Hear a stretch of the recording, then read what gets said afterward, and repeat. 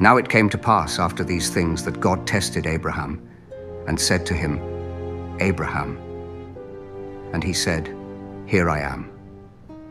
Then he said, Take now your son, your only son Isaac, whom you love, and go to the land of Moriah, and offer him there as a burnt offering on one of the mountains of which I shall tell you. So early the next morning, Abraham saddled his donkey, took 2 of his servants with him, and his son Isaac. He split the wood for the burnt offering and set out for the place God had told him about. On the 3rd day, Abraham looked up and saw the place in the distance. He said to his servants, Stay here with the donkey, while I and the boy go over there. We will worship, and then we will come back to you. When they reached the place God had told him about, Abraham built an altar there and arranged the wood on it. Isaac spoke up and said to his father Abraham, The fire and wood are here, but where is the lamb for the burnt offering? Abraham answered, God himself will provide the lamb for the burnt offering, my son. He bound his son Isaac and laid him on the altar on top of the wood. Then he reached out his hand and took the knife to slay his son. But the angel of the Lord called out to him from heaven, Abraham, Abraham. Here I am, he replied. Do not lay a hand on the boy, he said. Do not do anything to him. Now I know that you fear God, because you have not withheld from me your son, your only son. Abraham looked up, and there in a thicket he saw a ram caught by its horns. He went over and took the ram and sacrificed it as a burnt offering instead of his son. So Abraham called that place, The Lord will provide. And to this day it is said, On the mountain of the Lord it will be provided.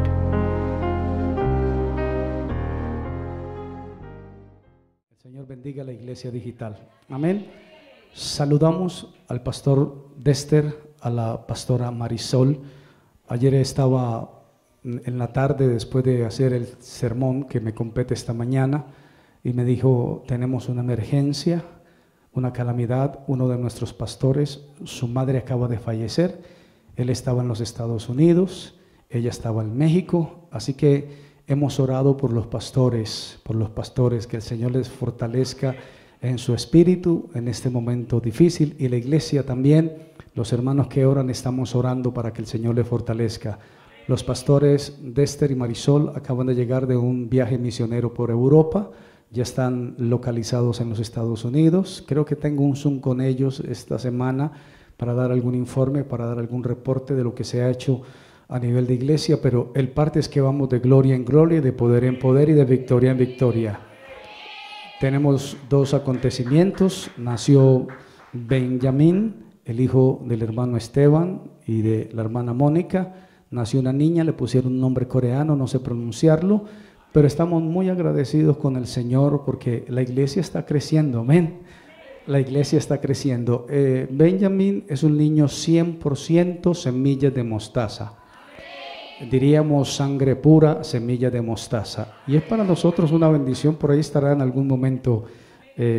Su madre ya quiere presentarlo con el papá. Yo le dije, espera un momentito porque no tengo mucha experiencia en cargar bebés pequeños y pues requiere cierta técnica que no poseo.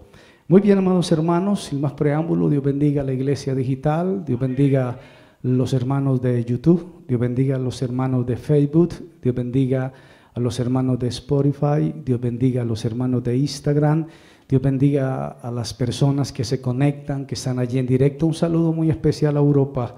El Señor bendiga a Europa, Barcelona, exactamente, en ese verano intenso que están viviendo. El Señor les bendiga. Dios bendiga también por allá a los hermanos en los Estados Unidos que están reportándonos sintonía. Dios bendiga también los hermanos de Chile. Chile es un país que amo. Me faltó, esta semana hablaba con el embajador, la embajadora de Chile. fue el lugar donde trabajo, y le dije, me faltó medio año exactamente para obtener la ciudadanía chilena. A Dios no le plació. Estuvimos en la región más árida, al norte de Chile, en la frontera con Perú, en esa frontera una región que se llama Arica. No llueve nunca, es el desierto de Atacama, uno de los más áridos del mundo. Ahí estuve pastoreando casi 5 años. Al Señor le plació llevarme allá, levantó un grupo precioso. Como testimonio digo que no se había levantado la obra en la misión a la que yo pertenecía. Todos los que iban fracasaban, salían de allá porque nunca llueve, no había plata. Habían 2 hermanos, los miembros de la iglesia. Hoy por hoy ya está toda la región del norte conquistada. Hay iglesias de esa misión gracias a esa gestión que Dios nos llevó a hacer a ese lugar de Arica. La obra misionera está Arica, Iquique, Antofagasta y hasta abajo, bien abajo, llegando hasta Santiago, colonizados por la palabra del Señor. Porque hubo alguien que dijo, Señor, heme aquí, envíame a mí si te sirvo. Y el Señor dijo, pues sí me sirve, vaya. Allá estuvimos y el Señor nos dio la victoria. Sin más saludos, sin más preámbulos, también a los hermanos en Venezuela, el Señor les bendiga. ¿Dónde más estarán? En México también, en el África también. Y todos los hermanos que se sintonicen, los amigos, aquellos que no son amigos, pues también sintonícense, les bendecimos. Nos ayuda mucho, sobre todo en YouTube, que ponga un like, que nos des una notificación, nos inspiras a seguir adelante. Hay hermanos que ven las prédicas, pero que no le dan un like o hunden la campanita. Y pues si lo haces, vas a bendecirnos mucho. El mensaje de hoy es un mensaje extraño, es un mensaje consultado, es un mensaje investigativo. Creo que va a ser bien recepcionado por la iglesia, amén. Hay una iglesia preciosa. Esta semana hablé con la hermana Mónica y me dijo, pastor, acabé del culto. Yo le dije, oh sí, ¿cuántos sabían? Me dijo, la condición son 2 o 3, estábamos Benjamín y yo. Yo le dije, gloria a Dios, aleluya, bendito el Señor, qué bueno el Señor. La Biblia dice que donde hay 2 o 3 congregados en su nombre, pues el Señor está ahí en medio de ellos y se glorifica, amén. Ahí está el hermano Benjamín, atento a la palabra, no se duerme. Yo creo que hay algunos adultos que deberían de aprenderle a Benjamín, no se duerme en el culto, está atento a la palabra. Bueno, sin más preámbulos y sin más coloquialismo, vamos a entrar al mensaje. Apréndale a Benjamín, está despierto. Ya, pongámonos serios. ¿Esto se puede editar? No se puede editar. Vamos. Título del mensaje, las letras y los espacios. Un anciano falleció, 98 años tenía, musicólogo, artista, académico, Premio Nacional de la Humanidad o de la Humanidades, un premio que se da, Gaston Sublette, no sé si está bien pronunciado el nombre, pero así se llamaba, Gaston. Falleció recientemente, pero antes de fallecer, él dijo algo que a mi manera de pensar y a mi manera de ver como investigador o como estudiante de la palabra del Señor, atrapó mi atención. Dijo, nuestras generaciones, pero sobre todo para esta región del mundo, que es una región que está golpeada por tantos altibajos violentos, oscuros. Quiero decirle a la iglesia que estamos en Colombia. Yo tengo más de medio siglo en el país y estamos atravesando una época muy difícil, muy difícil. Ha habido temporadas duras, sobre todo en la ciudad de Medellín. He sido protagonista de algunos episodios. Ha habido mucha sangre en el Valle de la Aburrá, algunos de ustedes ni siquiera habían nacido.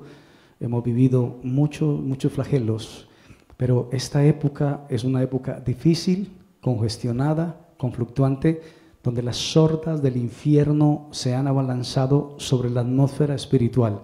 Hoy en día es más difícil orar y es más fácil pelear.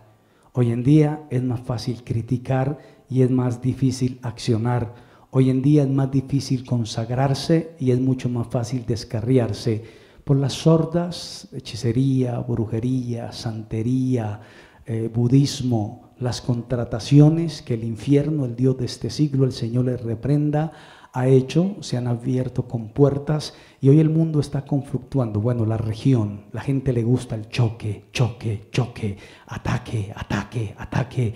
No hay una reacción, no estamos en un avivamiento de la palabra, la gente no está orando, la gente no está leyendo la Biblia. Y es una crítica que hacen romanos y judeocristianos y cristianos. A la gente no le gusta leer la Biblia. Esta introducción me salgo un poquitico del bosquejo. Vi a un predicador inglés llorando. Le decía a algunos pastores: ustedes tienen la oportunidad de oro de leer la Biblia en sus casas porque están en sus casas encerrados y lo único que tienen que hacer es leer la Biblia. En nuestras congregaciones hay gente que quisiera leer la Biblia, pero no pueden porque tienen sus empleos. En el caso mío, tengo 55 horas de carga laboral y leer pues me cuesta más, pero hay que hacer un esfuerzo. Pero hay gente que tiene 55, 60, 70, 80 horas a la semana sin hacer nada y no leen la Biblia. Vamos a ver qué dijo Gastón. En el Evangelio se dice que aquel que quiere ser el primero, que sea el último. Aquel que quiera ser el líder entre ustedes, que sea el servidor de todos ustedes. No se puede construir un imperio con las enseñanzas de Jesucristo. Las enseñanzas de Jesucristo son el antiimperio, son el antipoder. Y hay que tomar conciencia de la enorme distancia que hay entre el reino de Dios ofrecido por nuestro amado Señor Jesucristo, y dice este pensador, y lo que fue la Europa cristiana. Ahora, es un milagro, dice este pensador, que haya sido cristiana la Europa del siglo XIII. Entonces, si uno se da cuenta realmente de lo que Jesucristo ofreció y lo que resultó históricamente, según el análisis, veremos una distancia muy grande, casi insalvable. Y si sumamos el tópico, el perfil, con un prisma espiritual, nos encontramos con una religión de belicosos, de machistas, de autoritarios, recomendando vencer la herejía. Y recomendaban vencer la herejía a través de las armas, dándole a la iglesia un poder por encima de todos los reyes, al punto que la iglesia pueda mandar un rey con todos sus ejércitos a sofocar la herejía. Eso no tiene nada que ver con el evangelio de nuestro amado Señor Jesucristo. Decía este pensador, hay que mirar eso con honestidad. Pero ¿dónde está el milagro? ¿Dónde sucede el milagro? Que todavía se confirma o se conserva o se preserva la fe. ¿Y dónde se conservó la fe? En esa matriz. Ahí está el milagro, que la fe se conservó en esa matriz autoritaria, egoísta, egocéntrica, de poder, de terratenientes, de feudalistas, de asociaciones multimillonarias, de penitencias costosísimas. Ahí está el milagro. Con todo lo que hemos hecho por abolir el evangelio de Cristo, consciente o inconscientemente, sin embargo, todavía ahí se conserva la fe y se observan brotes de renovación, se observan brotes de soldados, se observan brotes de revolucionarios por la fe de Jesucristo, muy vigorosos, y ahí está nuestra esperanza, aleluya. No es necesario, decía este pensador, probar la existencia del Espíritu Santo. Nosotros somos testigos de su fuego abrasador. No se lo tenemos que demostrar a nadie. No hay que demostrárselo a nadie. Nosotros somos testigos de ese poder abrasador. Y entonces, obviamente, si no hubiese sido por la obra del glorioso Espíritu Santo y fuego, no hubiésemos existido. Esto habría desaparecido ya hace mucho tiempo. Hemos hecho tantas cosas por esquivar el evangelio de Jesucristo, de que si el Espíritu Santo no hubiera estado sobre nosotros, esto habría desaparecido hace rato. Y si el cristianismo hubiera desaparecido ya en el siglo XIII, no existiríamos. Nos habríamos matado entre nosotros. Pero la obra gloriosa del amado Espíritu Santo nos ha guiado a toda verdad. Aleluya. De haber conservado en esa matriz la fe, aún hasta hoy, una época tan oscura y contraria a la verdad y a los valores cristianos. Lucas, finalizo, Lucas capítulo 18. Aleluya. Todavía hay gente que ama a Jesús de Nazaret por encima de todas las cosas. Bendito el Señor. Lucas capítulo 18, versículo 8. Voy a leer la Biblia. Me gusta leer la Biblia en la congregación de los santos. Lucas 18, 8. Cuando alguien lo tenga puede decir amén. Cuando el Hijo del Hombre venga, hallará fe en la tierra.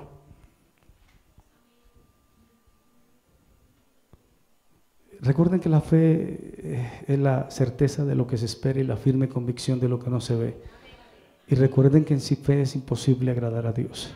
Y recuerden que la fe viene por el oír y el oír de la palabra del Señor. Y recuerden lo que dice la Biblia, combatan firmes por la fe. Y recuerda lo que dice la palabra del Señor, póngase en el yelmo, póngase en el escudo de ¿qué? De la fe. Tienen que tener un escudo que cubra su tren inferior para que puedan soportar lo que Satán tiene preparado para destruirlos a ustedes. No ignoren la obra de vuestro adversario, el diablo, que anda como león rugiente buscando a quien devorar, buscando a quien engañar, buscando a quien atrapar, buscando. Recuerden que él es padre de mentira y él vino a matar, a robar y a destruir. Pero nuestro amado Cristo dijo: yo veía caer a Satanás vencido como un rayo súbita, intempestivamente. Vayan y reprendan los demonios. Hay una escena en el Evangelio donde Jesús está enfrentado, literalmente dice la versión Reina Valera, enfrentado a un demonio mudo.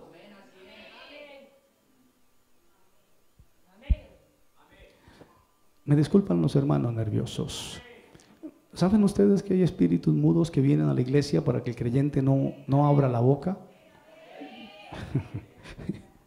No te sientas aludido, no te preocupes. Y entonces dice: cuando el Hijo del Hombre venga, hallará fe en la tierra. Amados, recién la reforma protestante a la que usted y yo, entre comillas, decimos pertenecer, pero no tenemos idea del contexto histórico, porque están ahí sentados ustedes o yo porque estoy aquí predicando. Pero si el cristianismo hubiera seguido con esa matriz en el siglo XIII, desaparece y nunca más hubiéramos, lo único que hubiéramos conservado sería la herejía, nuestro inconsciente espiritual, y nuestro hombre interior jamás hubiera sido sacado del cascarón para adorar el nombre eterno del Señor, y ni siquiera hubiéramos tenido la intención de venir a reunirnos a un lugar donde se dice que donde 2 o 3 congregados en su nombre están, ahí está, Él está ahí en medio de ellos, y que el Espíritu Santo nos guía a toda verdad y que no nos va a dejar solos. Hoy en día la gente se queja de la soledad, pero es porque no tienen una relación íntima con el Espíritu Santo. La palabra del Señor dice: aunque mi padre y mi madre y mi mujer y hijos y lo que sea me dejare, con todo Jehová me recogerá. A su nombre sea la gloria, porque Él es el defensor de los huérfanos. Esta semana le decía a un chef de Gourmet 3 estrellas Michelin, le decía: no puede ser malo con los huérfanos, no puede ser malo con la viuda. Me dijo: explícamelo. No se meta por la vereda del huérfano, no se meta por la vereda del pobre. Ayude cuando tenga que ayudar, apoye cuando tenga que apoyar, fortalezca cuando alguien se vaya a desmoronar. A su nombre sea la gloria. ¿Cuántos dicen amén esta mañana? Y entonces la reforma protestante empezó por allá en el siglo XVI y es parte de la historia. La Torá fue dada en el desierto. Cuando usted dice la Torá fue dada en el desierto, y hice la introducción de uno de los desiertos más áridos del mundo, donde nunca llueve, donde las temperaturas en la noche son absolutamente frías y en el día absolutamente extremas. Entonces uno va teniendo un contexto un poquitico más real de lo que es que la Torá haya sido entregada en el desierto. Podemos hablar en el desierto.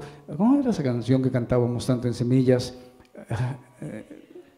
En el desierto yo te conocí, cuánto te amo, te amo, te amo, te amo, decía la canción poética. Y es verdad, porque el desierto tiene unos elementos muy interesantes. Hay personas que necesitan estar deshidratadas cerebralmente para medio entender que el agua existe. ¿Sabe cuando usted se agacha y se levanta rápido por qué ve lucecitas? Porque está deshidratado. Porque somos el 75% de agua. Y entonces en el desierto es que usted dice, hay agua, ¿alguien puede darme un poco de agua? No, pero si a usted no le gustaba el agua. No, pero ahora sí me gusta el agua. Bueno, son analogías. Esta mañana vamos a tomar varias analogías. Bendito el nombre del Señor.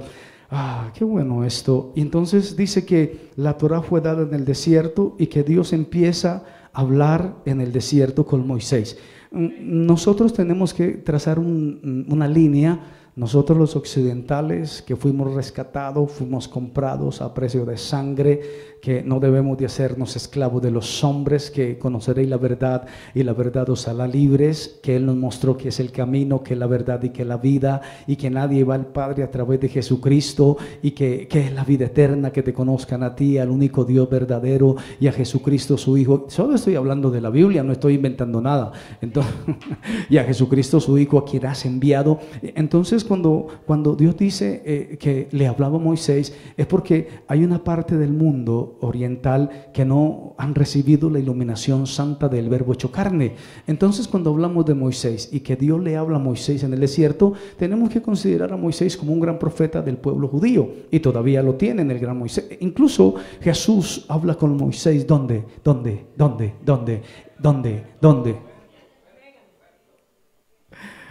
Aleluya. Jesús habla con Moisés en el monte de la transfiguración. Hay que leer más la Biblia en semana.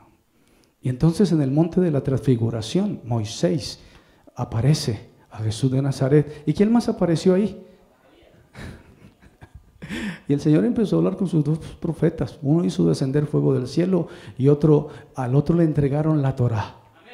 Y entonces Moisés dijo, wow. Bueno, sigamos, está interesante el tema. Me gusta que los hermanos son atentos a la palabra porque ya saben toda esta información y lo único que dicen es amén, amén.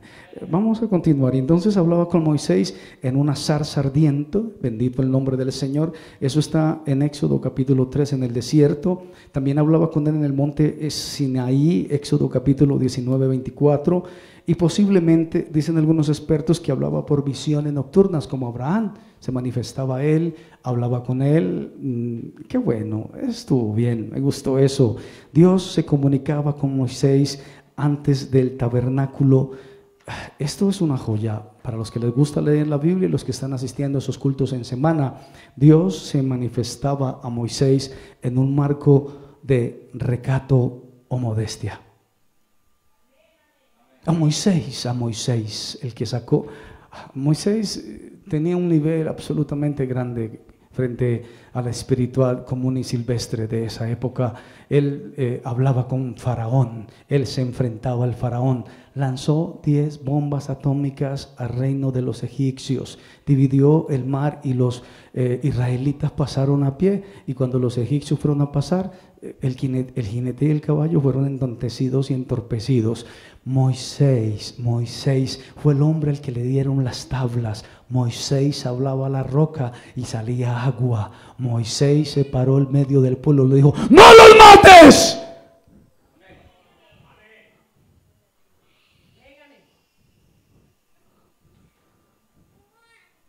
Digo, quítate de ahí, Moisés, que me tienen hasta aquí. No, Señor, ten misericordia. No, ¿qué van a decir nuestros enemigos? Que nos sacaste desde Egipto para matarnos en el desierto. Bendito el nombre del Señor. Sigamos, aleluya.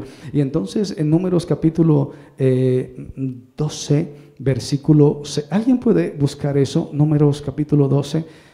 Esto es misterioso. Estamos hablando de los misterios de José. Esos hermanos que son tan misteriosos, esas hermanas que son tan misteriosos, aquí les muestro un misterio de verdad. Números capítulo 12, versículo 6, dice la palabra: cuando haya entre vosotros profeta de Jehová, le apareceré en visión, en sueños hablaré con él, y no así mi siervo Moisés, que es fiel en toda mi casa. Cara a cara hablaré con él, dice el Señor, cara a cara hablaré con él. Y es interesante ese cara a cara del Señor. Vamos a ver otro misterio. Este misterio me gustó mucho, se lo quería entregar a los hermanos. Deuteronomio 34:6. Dice que lo enterró en el valle, en la tierra de Moab, enfrente de Bet Peor. Ninguno conoce el lugar de su sepultura hasta hoy. Es un misterio el entierro de Moisés. ¿Recuerdan lo que acabo de decir? Dios hablaba con Moisés con. Vamos a estar concentraditos, por favor, haciendo la tarea con recato. Amén, gloria a Dios. Hay una iglesia atenta y bien dispuesta. Hablaba con recato. ¿Y cómo fue el entierro de Moisés? ¡Wow! Pompa, como el de José. ¿Recuerdan el entierro de José?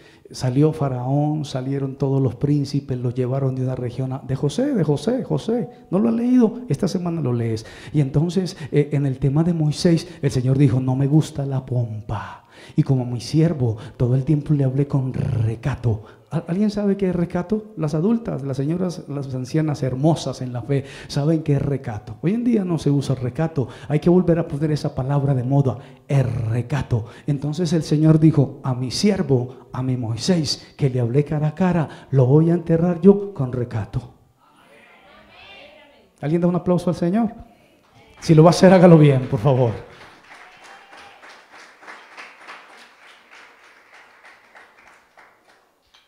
Sigamos para la audiencia. Tenemos unos minutitos todavía. Y entonces, modestia. Me gusta esa palabra, modestia, recato. Sobre todo en estas generaciones que son tan extremistas. Miqueas capítulo 6, versículo 8, dice la palabra, hombre, Él te ha declarado lo que es bueno y que pide Jehová de ti solamente hacer justicia, amar misericordia y humillarte ante tu Dios. Es lo único que pide el Señor, hacer justicia. ¿Recuerdan lo que hablábamos de buscar primeramente qué? El reino de Dios. ¿Y qué más?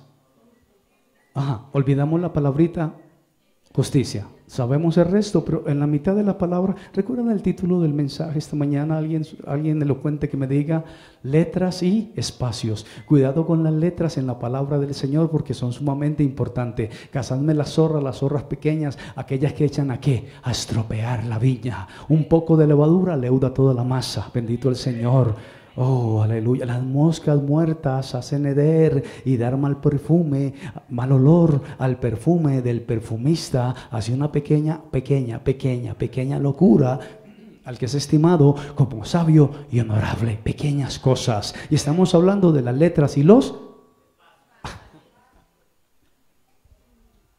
Aleluya. Sigamos.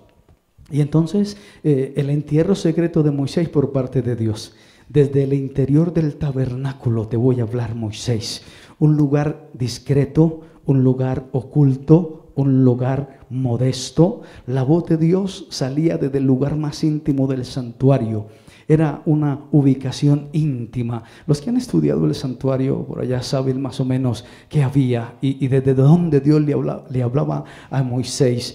Había una ubicación íntima. Entre dos querubines, una voz descenderá del cielo entre los querubines y desde allí saldrás a la tienda de reunión. Yo no sé cuántos han ido construyendo ese lugar íntimo de la presencia del Señor. ¿Saben cómo ve Jesús Cristo a la iglesia? Como una novia, como la esposa, como el contrato de los matrimonios. Así el Señor ve a su novia, a su iglesia. ¿Recuerdan lo que acabé de leer de un anciano que muere de 98 años? Decía, nacimos en una matriz absolutamente corrupta, corrompida. Eran terratenientes, feudalistas, tenían el poder utilitarista, compraban y vendían, indulgencias. Ahí se preservó la fe, una pequeña llamita, pero sobre todo en Latinoamérica, en esta época de convulsión, en esta época, voy a hablarlo así, de tiranía, en esta época donde la gente está siendo irritada e irritables, en esta época donde la gente está al choque porque estamos en unos estallidos, digámoslo, sociales, donde la gente hace lo que le da la quiere, pero Dios vino a establecer el orden, y cuando nosotros tenemos el orden en la palabra del Señor, entendemos que la iglesia es la esposa, que la iglesia es la novia, que la iglesia es la prometida. Yo no sé si usted quiere estar en la iglesia de moda. Yo quiero, se lo digo hermano con toda mi humildad, quiero pertenecer a la iglesia verdadera de nuestro amado Señor Jesucristo, la de los reformadores de la fe, los que no pudieron quedarse inmóviles.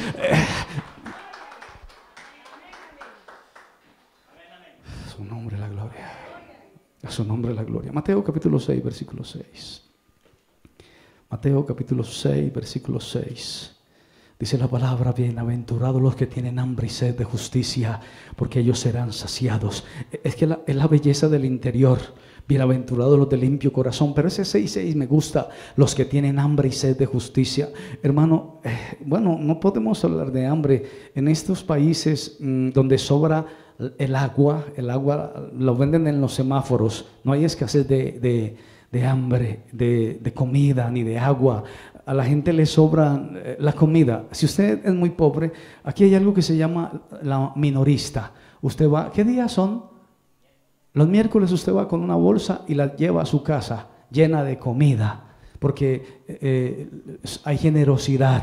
Hay generosidad. Usted va con 2 bolsas y la llena de comida, pasa por la carnicería, cogen una cabeza de ganado, la machacan, la trituran, le dan un pedazo para que se haga un caldo. O sea, el que le dé hambre es porque quiere, pero aquí hay abundancia. Pero bienaventurados los que tienen hambre y sed de justicia, justificados pues por la fe tenemos paz para con Dios. Es que sin esa justificación, ¿recuerdan que el juicio divino cayó sobre quién?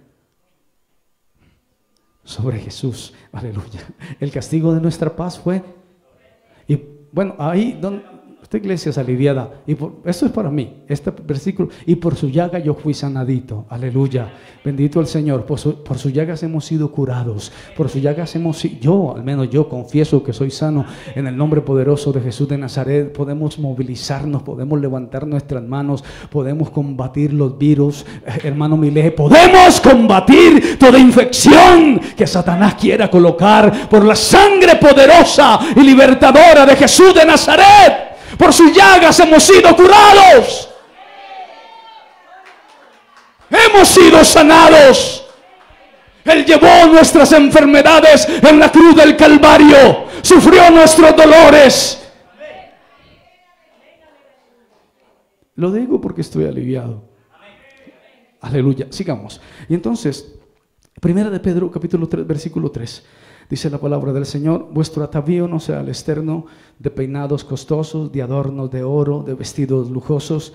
Dice el 4, sino el interno. Nos habla del hombre escondido, el hombre escondido del corazón, allá en lo interno del corazón.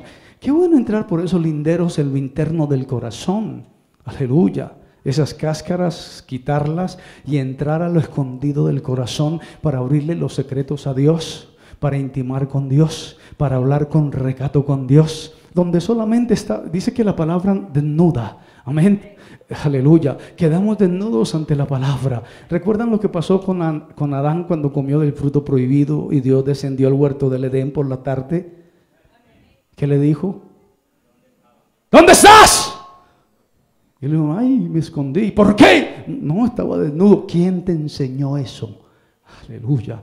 Lo interior del corazón, un corazón interno y puro ante Dios, el limpio de manos y puro de corazón, el que tiene hambre y sed de justicia, el que le gustan las cosas de Dios con recato. Hermano, como un imperio más poderoso que los mismos reyes iban a imponer la fe. Si el evangelio de Jesús no tenía dónde recostar su cabeza. La Biblia dice que las zorras tienen guarida, las aves de los cielos nidos donde pongan sus polluelos, y el Hijo del Hombre no tenía dónde recostar su cabeza. Y dijo: el mayor de ustedes tiene que ser el servidor de ustedes. Y dijo: no perdonen una vez, 70 veces 7 perdonen. Y dijo: misericordia quiero y no sacrificio. Y el Señor tenía misericordia incluso en algunos contextos donde no se podía tener, porque dice la Biblia que fue una mujer por detrás y tocó el borde de la vestidura de Jesús de Nazaret. Estaba rodeado de la gente y dijo: alguien me ha tocado y ha extraído de mí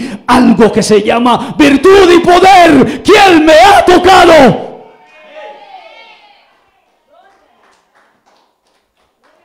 Sigamos. Entonces dice la palabra santa del Señor: la discreción sagrada. ¿Cómo me gusta esa palabra? La discreción sagrada. La discreción sagrada. Aleluya. ¿Recuerdan a los fariseos y a los fariseos y a los escribas? ¿Qué hacían ellos? Largas oraciones. ¿Dónde las hacían? Donde la gente los veía. ¿Qué hacían? Ayunaban 3 veces a la semana. Aquí tenemos culto de oración 3 veces a la semana, martes, jueves y sábado, y vienen 2 o 3 hermanos.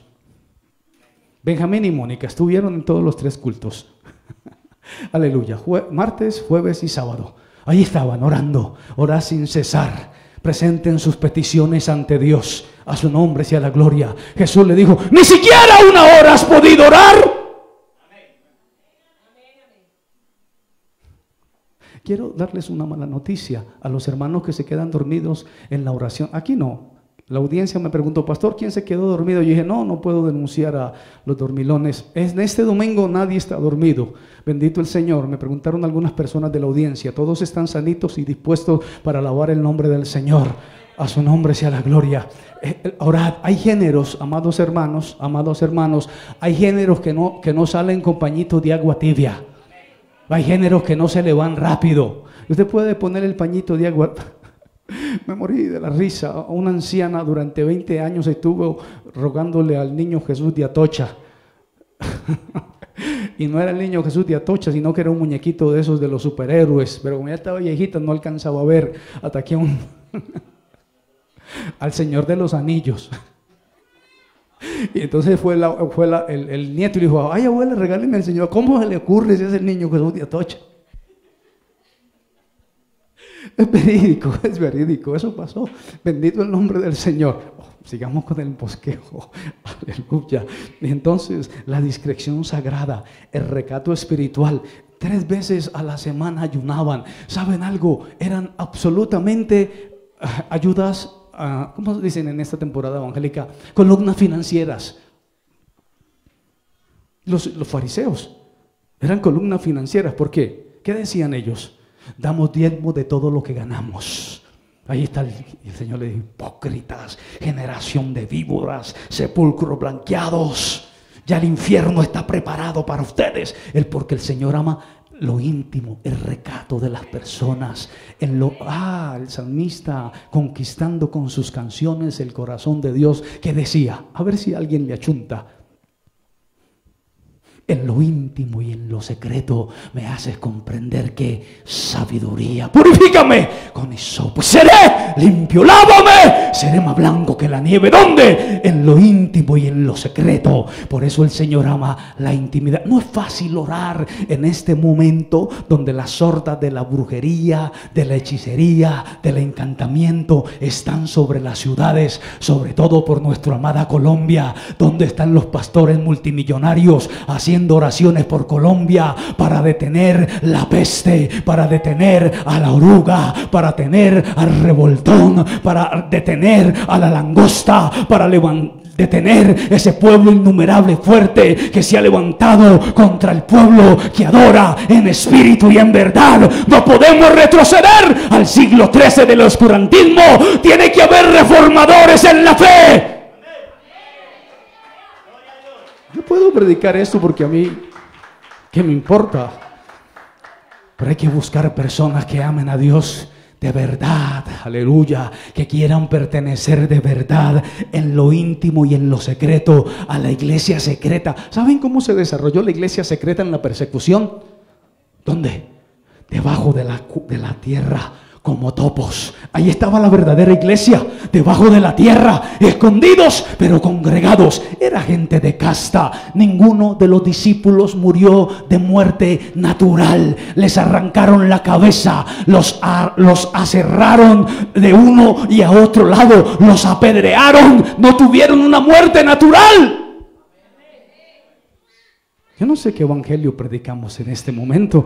Sigamos, por favor. Vamos entonces, el recato espiritual, no solo en la traducción externa judía. A los judíos los critican mucho. ¿Saben por qué critican a los judíos? Wow, se va el tiempo. Critican mucho a los judíos porque sus mujeres son absolutamente recatadas. Absolutamente recatadas. Una mujer judía no saluda a un gentil. ¿Me escucho bien? Una mujer judía no saluda a un gentil. Pasa por el lado de un gentil y ni lo determina. Bueno, me ha pasado a mí. Sobre todo si son esposas de rabinos. Hay gente recatada, se tapan la cabeza, no usan modas occidentales, porque en esta... Bueno, todos saben que es una moda occidental. Ustedes Algunos han chocado visualmente con las modas occidentales. Hoy la gente va a los gimnasios, sale de la casa en ropa de gimnasio, llega al gimnasio con ropa de gimnasio y sale del gimnasio con ropa de gimnasio. Los judíos no. Una esposa de un rabino se conoce por su recato. No voy a hablar de faldas o de cortes, es problema suyo y el Espíritu Santo. Si el Espíritu Santo le da el visto bueno para que salga así como sale, amén, es entre usted y el Espíritu Santo. Pero el recato, la modestia. Y entonces sigue diciendo, Números capítulo 12, versículo 3, Moisés era muy manso, más que todos los hombres que había sobre la tierra. No podemos perder la percepción de aquel el que hablaba con Dios, que era el hombre más manso. Quiero repetirlo, aquel varón Moisés era muy manso, más que todos los hombres que había sobre la tierra. No era menso, era manso, más que todos en la tierra, era manso, tenía un corazón con mansedumbre, aleluya. Y entonces dice la palabra en Isaías 57, quiero decir un par de cosas de Isaías. Isaías no fue un hombre común y corriente. Siempre me sorprendió por qué me gustaba tanto el libro de Isaías. Resulta y acontece que a Isaías, en una condición compleja, cuando murió el rey Usías, vi yo al Señor sentado en un trono alto y sublime, y sus faldas llenaban el templo, y había serafines y había querubines, bendito el nombre del Señor. Y entonces él reconoció la visión, o sea, tuvo una visión y dijo, ay de mí que soy hombre inmundo de labios. Y el Señor envió a un querubín o un serafín a que cogiera un pedazo de tizón encendido y se lo pusiera en los labios. ¿Y saben qué hizo con Isaías? Le mostró el plan de la redención, le entregó la descripción mesiánica y más adelante le entrega la descripción de la vida eterna. Ese lenguaje no existía en ese mundo. Hoy en día hablamos de Jesucristo y la gente pero en esa época no existía ese legado, y Isaías fue portador de esa visión maravillosa, la de Isaías 53, la de Isaías 51. Pero dice la santa palabra del Señor en Isaías 57, el versículo 15, exactamente, porque así dijo el alto y sublime, el que habita la eternidad y cuyo nombre es el Santo: yo habito en la altura y la santidad, y con el quebrantado y humilde de espíritu. Aquí habría una ambivalencia, porque el cuyo nombre es santo habita en la altura y en la Kedusha, donde es inaccesible, pero dice, y habito con el quebrantado y humilde de espíritu, para hacer vivir el espíritu de los humildes, el espíritu de los humildes y el espíritu de los humildes, y para vivificar el corazón de los quebrantados. Aleluya. Qué bueno es presentarnos ante la presencia del Señor con un corazón humilde, el limpio de manos y puro de corazón, con un corazón contrito y humillado. Aleluya. Mateo capítulo 11, versículo 29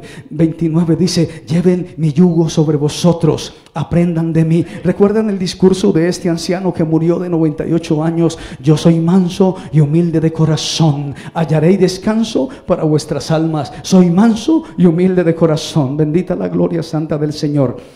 Estoy en el remate final, creo que tengo tiempo.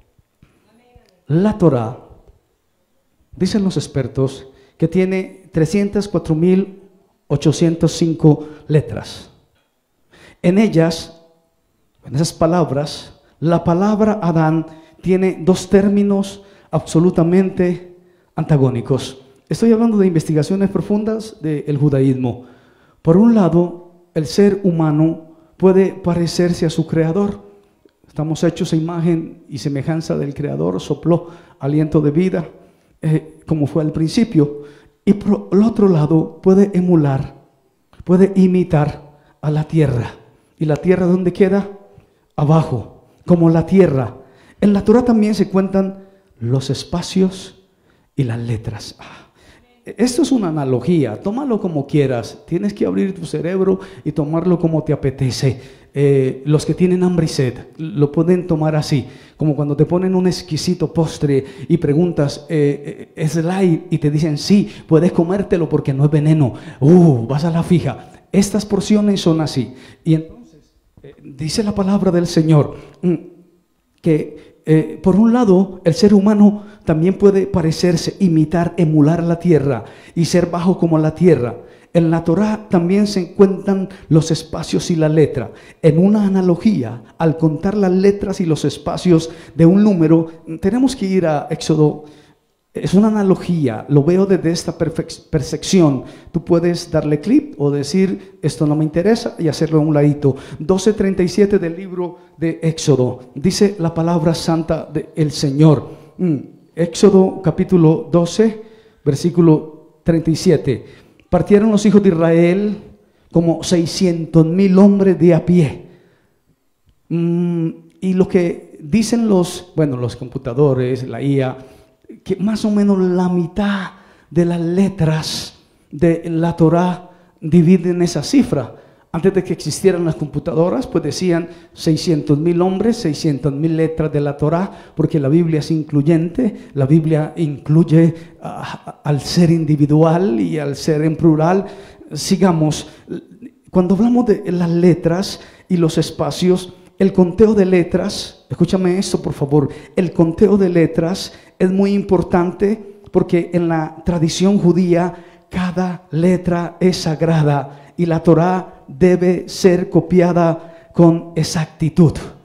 La Biblia es exacta, la Biblia no tiene errores y cada letra y cada espacio cuenta. Mateo, vamos a ver qué dice Mateo y por qué es tan importante el conteo de las letras y de los espacios. Mateo 5:18 dice la palabra del Señor: porque de cierto digo que hasta que pase el cielo y la tierra, ni una jota, ni una tilde pasará de la ley hasta que todo se haya cumplido. Bendito el nombre del Señor. Es impactante lo que dice la palabra. Pero miremos lo que dice Juan, Apocalipsis también de las letras. Apocalipsis capítulo 22, versículo 18. Dice: yo testifico a todo aquel que oye las palabras de la profecía de este libro. Si alguno añadiere a estas cosas, Dios traerá toda sobre él las plagas que están escritas en él. Si alguno quitare las palabras del libro de la profecía,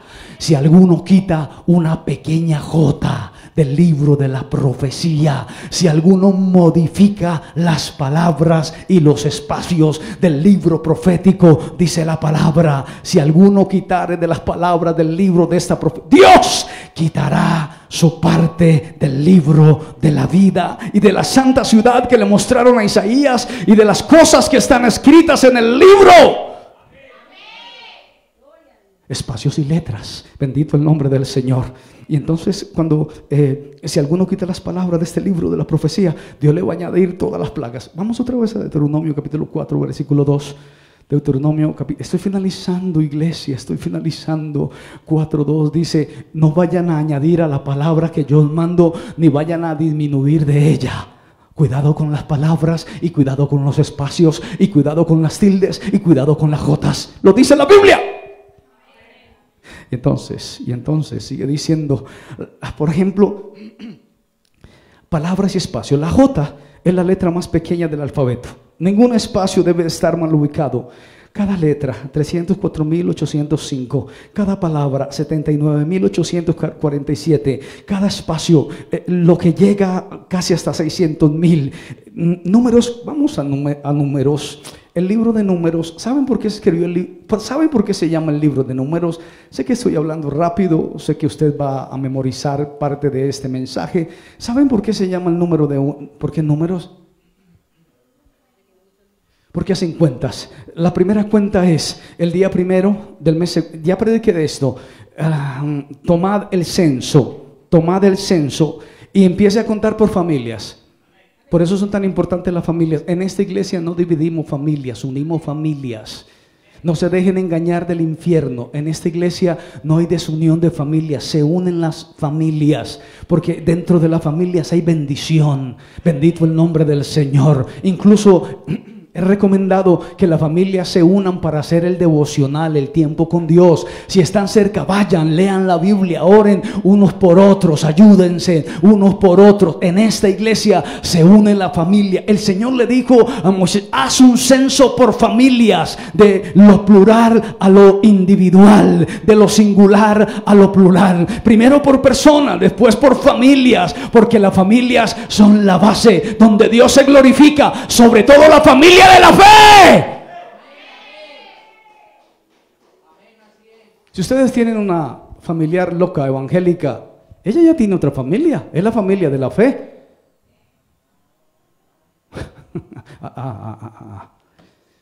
Porque somos una familia, fuimos comprados a precio de sangre. No os unáis en yugo desigual con los incrédulos. ¿Qué comunión tiene Cristo con el diablo?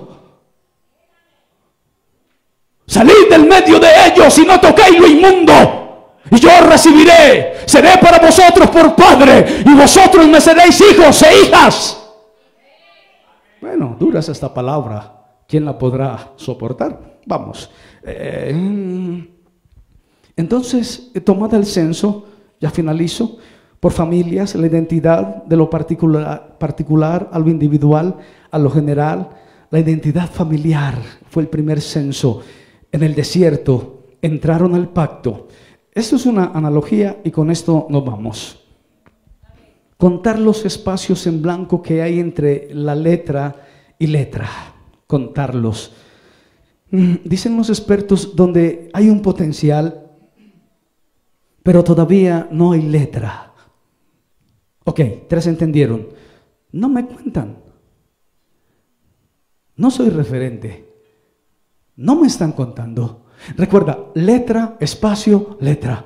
¿Y el espacio? Qué bueno. Y entonces hay un potencial en ese espacio, pero todavía no hay letra. No me cuentan, no me toman en cuenta. Es una frase muy occidental. No, a mí no me toman en cuenta para las decisiones que ustedes toman personalmente. Hacen lo que quieren, pero a mí no me toman en cuenta. La letra y el espacio. Y entonces no sé si tú eres letra o eres espacio. Por ahí lo entendieron los más conectados con la vida. Separados de mí nada podéis hacer, aleluya. No importa, aleluya, no importa. Por ahí un hermano ya entendió lo que el Espíritu dice a la iglesia. Dios sí nos toma en cuenta. No nos menosprecia. Esto es un ejemplo. A todos nos pasa, hermana Nayeli. Si vas por la calle, o a mí, si vas por la calle y te saluda, a mí mejor, a Benur. Si uno va por la calle y lo saluda un indigente, uno dice: me va a robar. ¿Qué querrá? No me hable. Es el común denominador. Estamos así gatillados por la delincuencia que hay por las calles de nuestras ciudades. Si nos tocan la puerta, no abrimos porque nos da miedo. Si alguien nos toca, brincamos. Y si es pobre y si es feo, peor. Pero si estás en un lugar y llega la reina o llega el rey de España con todos sus séquitos, lo primero que haces, ¿sabes qué es? Y te saluda. ¿Sabes qué es lo inmediatamente que haces? Sacas tu celular y te tomas una selfie con él. Amén. Estuve con los reyes de España. Estuve con esta persona. Estuve con esta persona.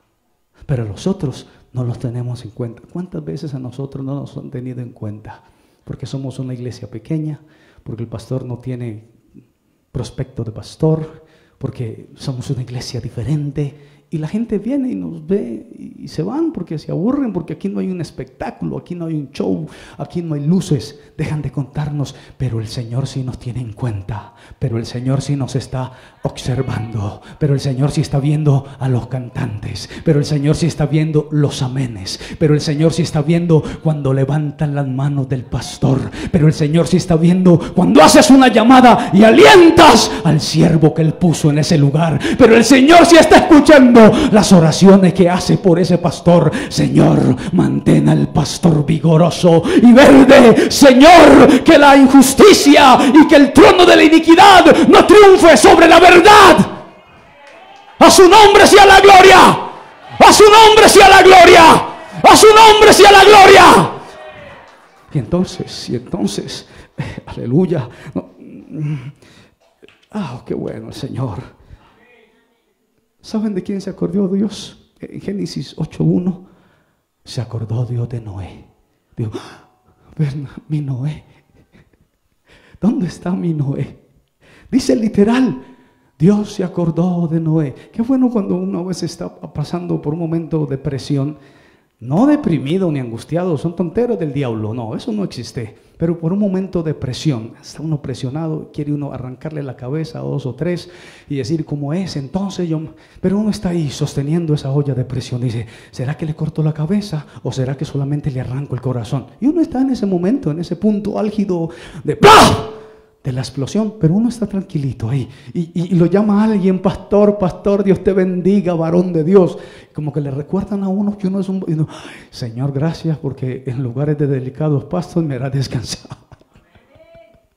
Y se acordó Dios de Noé. Dijo, ¿verdad que Noé va? ¿Cuánto estuvo Noé sobre las aguas? Las profesoras de escuela dominical. Ahí está el dato. Muy bien, iba Noé sobre las aguas en la embarcación, trabajando porque tenía que trabajar. Bendito el nombre del Señor. Y Dios se acordó de Noé. Pero hay otro dato muy interesante. Me pareció a mí desde mi consulta un dato interesante, romántico. Brian, es un dato romántico para nosotros los enamorados de Jesús. Enamorados de Jesús de Nazaret. Yo sigo enamorado de Jesús de Nazaret. Yo quisiera casi decir que estoy en ese punto que dice, aunque me matare, en Él esperaré. Hemos pasado por el valle de que si mi padre y mi madre me dejare, que el que no renuncia a la esposa ya pase por ahí.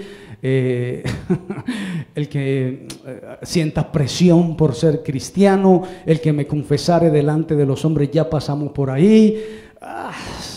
Pero estamos en un punto de enamoramiento, ya no por lo que nos dé, ni siquiera por el infierno con el gusano que no muere, la candela que no se apaga, el tormento perpetuo, ni por el cielo donde nos encontraremos con Moisés, con Abraham, con Jacob, con Isaías, wow, no, sino por simplemente el hecho de que Él nos amó primero. O sea, sentirnos amados por Dios. Repito, sentirnos amados por Dios, sentirnos que Dios nos guiña el ojo. Dios nos guiña el ojo. ¿Saben ustedes que Dios guiña el ojo? Como a la niña de tus ojos. Denle un aplauso al Señor. A su nombre sea la gloria. A su nombre sea la gloria. A su nombre sea la gloria. Como la gallina esconde a sus polluelos debajo de sus alas. Y entonces la parte romántica 16:7 dice, pero id y decid a sus discípulos y por favor díganle a Pedro.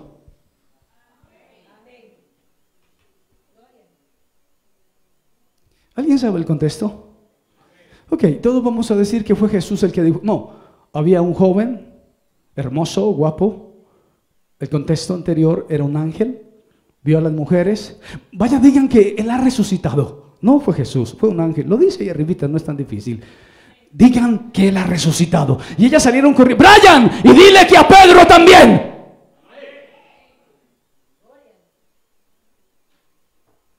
Y entonces ellas llegaron con la misión específica. El maestro envió a decir a los 11 que Él había resucitado.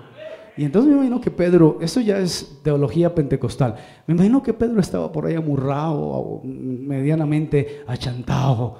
No, yo he fallado, yo he pecado ante el cielo y ante Dios, no soy digno. Pedro, dijo, y que a usted también. Y él dijo, ¿a mí? Sí, eso me dijo el joven hermoso que vimos. Nos dijo específicamente, vayan a los discípulos, a los 11, y díganle a Pedro. Él dijo mi nombre.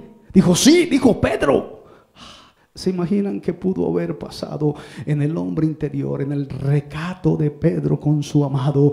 Pedro era amigo personal de Jesús de Nazaret. Estuvo con Él en el monte de la transfiguración. Ahora sí, hermano Fabio, estuvo en el huerto con Él. Sacó una espada, le cortó la oreja a alguien que quiso tocar a su amado.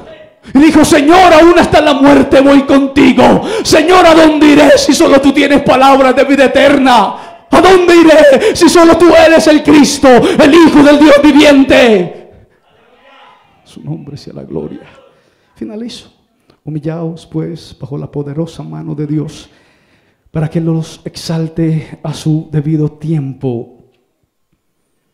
¿Saben algo, muchachos? Cuando alguien tiene un accidente en una mano o en un pie y sufre una herida, la cortan o se corta. Vamos a exagerar 6 puntos, 5 puntos. ¿Cuántos quieren? 6 puntos. Donde quieras, en la cabeza, en una mano, en un pie. Escúchalo, mi ley, es para ti. Y entonces cuando llegan donde el médico lava la sutura. Es para ti, hermano Mile. Lo lavan con jabón, líquido desinfectante, cogen una aguja, un hilo especial, cogen un extremo, el extremo A, el extremo B, ¿y qué hacen? Juntan la carne que se cortó y empiezan a coser punto por punto, punto por punto. Si es en la encía, peor, punto por punto, punto, 6 veces. Entra la aguja, sale la aguja, hacen un pequeño nudo y cortan. ¿Saben realmente quién sana esa herida? El cuerpo. Regenera la herida. ¿Fue el médico? No. ¿Fueron los puntos? No. ¿Fue el hilo? No. ¿Fue la aguja? No. El cuerpo es una máquina perfecta, se autorregenera por dentro. Y dicen los médicos, cuando tú vas y le dices a un doctor, me duele aquí, me duele allá y me duele allá.